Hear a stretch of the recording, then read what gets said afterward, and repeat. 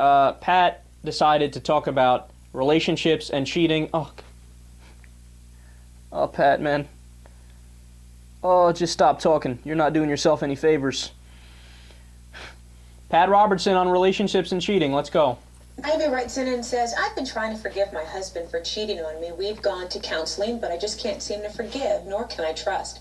How do you let go of anger, and how do you trust again? God says to forgive, but it's been so hard to do. I want to forgive so we can get on with our lives. So what do you think? Well, that's a good question. I think forgiveness can be one of the most difficult things in the whole wide world to do, and especially when it comes to a spouse, because that's one of the ultimate betrayals. All right, here's the secret. Okay. And this is the secret. Stop talking about the cheating. He cheated on you. Well, he's a man. Okay. So what you do is begin to focus on why you married him in the first place, on what he does good. Does he provide a home for you to live in? Does he provide food for you to eat? Does he provide clothes for you to wear? Is he nice to the children? Do you have a happy family? Does he take the kids to sporting events? Does he go out and watch their little league games? Does he share with you stuff that's going on? And is he handsome, or is he, what is it? Start focusing on those things and essentially fall in love with him all over again. And I recommend you reach out and touch him. Touch his face. Touch his face. Hold his hand. Look into his eyes. Talk to him. But it's you're praying, oh God, keep me not to hate him for what he did when he was with that stripper in that hotel room 10 years ago, and I'll never forgive him kind of thing. Please help me. So what are you focusing on? You're focusing on the thing that makes you mad. Stop that. Start focusing on the good stuff. And he must have something good, you wouldn't have married him. So think about those things and give him honor instead of trying to worry about it.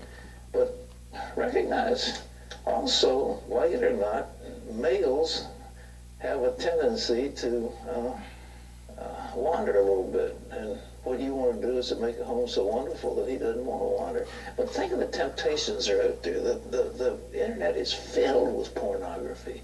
The magazines are filled with pictures, salacious pictures of women. You look anywhere you turn around, there's some solicitation to the senses to entice a man. And so what you have to do is say, my husband was captured, and I want to get him free. But reach out and think of the good stuff. And then begin to thank God that you have a marriage that is together and that, you live in America and good things are happening. Oh, that was awesome, man! Oh, that was awesome! That is the clearest example I've ever seen of the backwards 1950s male attitude. I mean, it was all on display. Look, Pat knows he's on his way out, so he's going balls to the wall. He's telling you exactly what goes on in his mind, and it is riddled with ironies and contradictions and absurdities. So notice, the entire point he was making was just oozing with contempt for women. Okay, in her question she goes, look, I got cheated on, I'm trying to find out a way to forgive him, how do I do that? And he jumps right to, well, it's gotta be your fault. Obviously, you didn't keep the house nice enough and fun enough so that he didn't want to wander. Oh, Pat, oh, just stop talking, man. Oh, just stop talking. So notice, and I notice this all the time with Pat Robertson clips.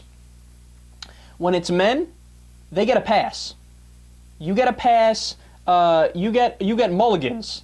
So when you mess up, you sweep it under the rug and we won't call it a mistake. But when it's a woman, oh, you pounce on it.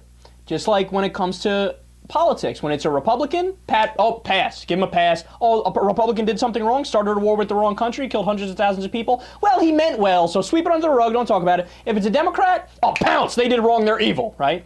When it comes to Christians, oh, you're a Christian? Oh, it's cool, don't worry. Oh, the Crusades, the Inquisition? We won't talk about that. No, I know. There's Islam and there's jihad. Let's only talk about that. Never mind our violent past and our religion. No, we're the good religion. We're the good guys, right?